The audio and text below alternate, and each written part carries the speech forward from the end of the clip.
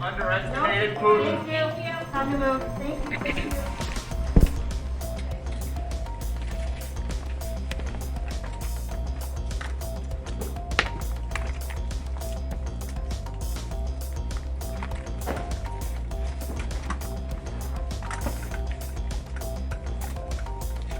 An awkward response from the president there after a reporter asked him if he had underestimated Russian leader Vladimir Putin. Joe Biden has declared economic sanctions against Russia, but stopped short of promising military intervention. He said the Russian president's speech was the beginning of an invasion into Ukraine. An unknown number of Russian troops were sent into Ukraine's separatist regions of Donetsk and Lugansk after Putin recognised its breakaway and acknowledged its sovereignty. Social media footage showed a line of armoured vehicles crossing into the border in what the Russian leaders described as peacekeeping operations. In less than 24 hours later after the move, Biden announced the first sanctions imposed on Russia in hopes to deter the Kremlin from moving further into Ukraine. President Biden said these sanctions would make it so Russia can no longer raise money from the West or trade its debt on American or European markets. He also said further sanctions will be imposed on Russia's elites and their family members. Yesterday, Vladimir Putin recognized two regions of Ukraine as independent states. And he bizarrely asserted that these regions are no longer part of Ukraine and their sovereign territory.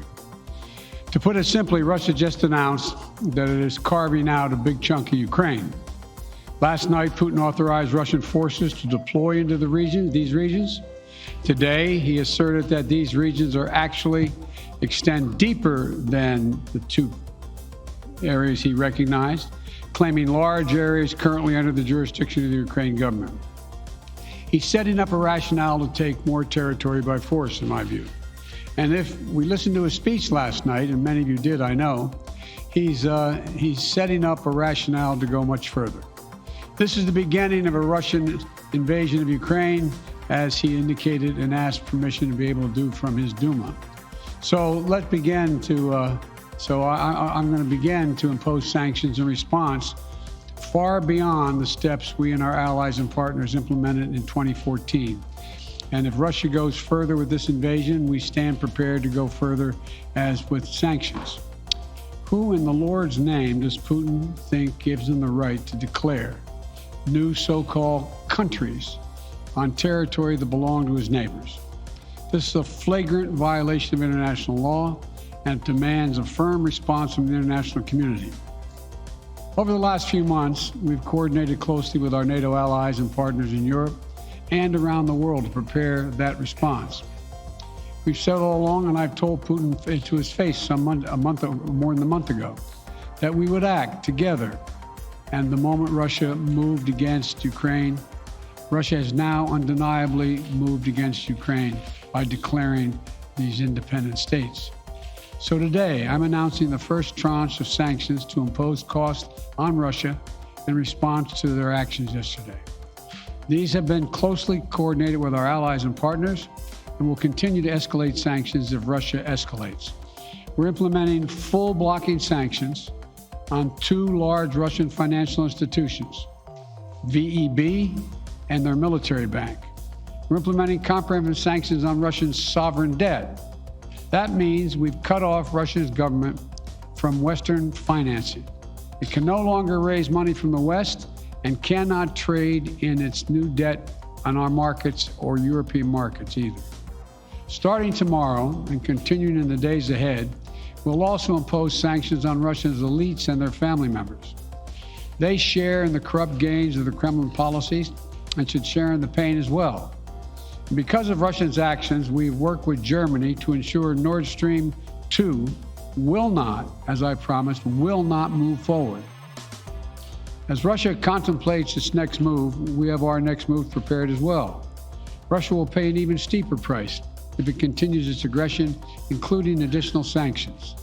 The United States will continue to provide defensive assistance to Ukraine in the meantime, and will continue to reinforce and reassure our NATO allies.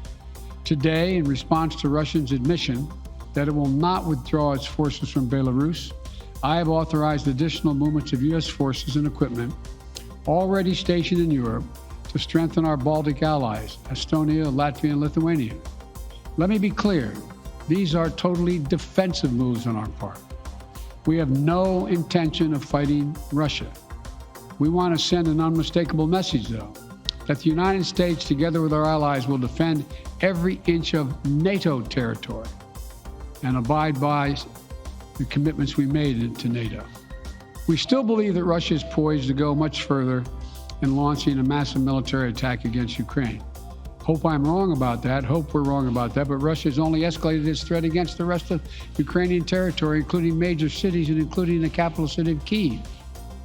There are still well over 150,000 Russian troops surrounding Ukraine. And as I said, Russian forces remain positioned in Belarus to attack Ukraine from the north, including warplanes and offensive missile systems. Russia's moved troops closer to Ukraine's border with Russia. Russia's naval vessels are maneuvering in the Black Sea to Ukraine's south, including amphibious assault ships, missile cruisers, and submarines.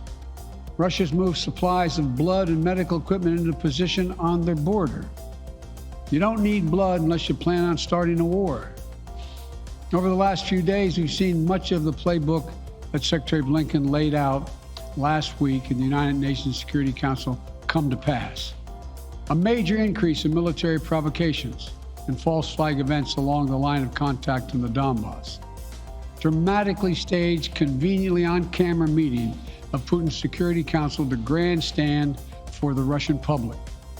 And now, political provocation of recognizing sovereign Ukrainian territory as so-called independent republics in clear violation, again, of international law. President Putin has sought authorization from the Russian parliament to use military force outside of Russian territory. And this set the stage for further pretext of further provocations by Russia to try to justify further military action. None of us should be fooled. None of us will be fooled. There is no justification. Further Russian assault in Ukraine remains a severe threat in the days ahead. And if Russia proceeds, it is Russia and Russia alone that bears the responsibility. As we respond, my administration is using every tool at our disposal to protect American businesses and consumers from rising prices at the pump. As I said last week, defending freedom will have cost for us as well and here at home. We need to be honest about that. But as we do this, I'm going to take robust action to make sure the pain of our sanctions is targeted at the Russian economy, not ours. We're closely monitoring energy supplies for any disruption. We're executing a plan in coordination with major oil-producing consumers and producers toward a collective investment to secure stability in global energy supplies. This will blunt gas prices. I want to limit the pain the American people are feeling at the gas pump. This is critical to me. In the last few days, I've been in constant contact with European leaders, including with Ukrainian President Zelensky.